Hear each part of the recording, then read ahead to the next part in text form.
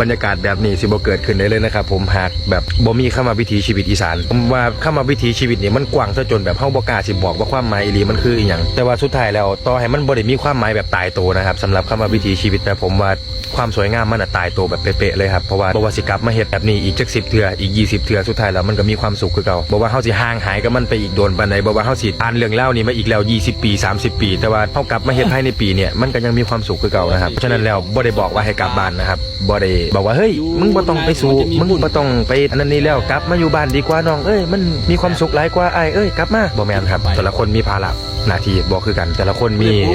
จุดมุ่งหมายในชีวิตที่บ่คือกันแต่ว่าวิธีการแต่ละคนน่ะมันอาจสิต่างกันนะครับผมแต่ว่าผมเชื่อว่าความสุขทุกคนน่ะมันใกล้เคียงกันนะครับถ้าเกิดว่ารู้สึกเศร้ารู้สึกทุกข์รู้สึกว่าทำงานแล้วมันลำบากแวะกลับมาบ้านแค่แวะกลับมาครับแล้วก็มาเติมความสุขก่อนที่จะกลับไปสู่งานอยู่กรุงเทพอยู่ต่างจังหวัดใหม่ครับสำหรับวันนี้ขอกล่าวคำว่าสู้ๆเลยครับพี่น้องบ้านเฮามันก็ซ้ำนี่แหละ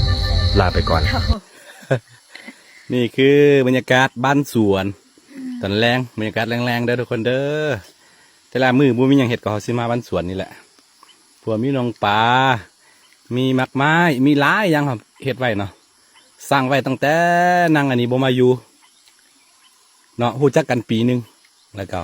เขาเริ่มมาซื้อดินตอนนี้แล้วก็มาสร้างบ้านสวนปลูกอันนี้อันนั้นเดี๋ยวอีก3-4 ปีข้างหน้าก็โอเคละมีปลามีอย่างหลายอย่าง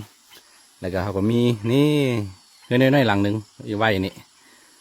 สำหรับใบมาพักกายพักใจเวลาเหงาเวลาคิดอย่างบ่ออกก็สิมานอนนี่แหละแล้วก็นี้เขาขุดสระลอยน้ำเลยทุกคนเด้อ